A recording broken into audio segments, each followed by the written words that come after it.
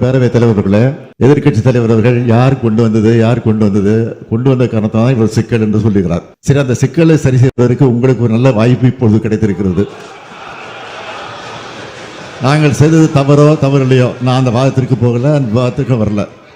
இப்ப இருக்கக்கூடிய நீட்டை ரத்து செய்தால்தான் நாங்கள் கூட்டணியில் இருப்போம், இல்லை என்றால் கூட்டணி விட்டு விலகுவோம் என்று சொல்வதற்கு உங்களுக்கு தகுதி இருக்கிறதா? அதான் கேள்வி.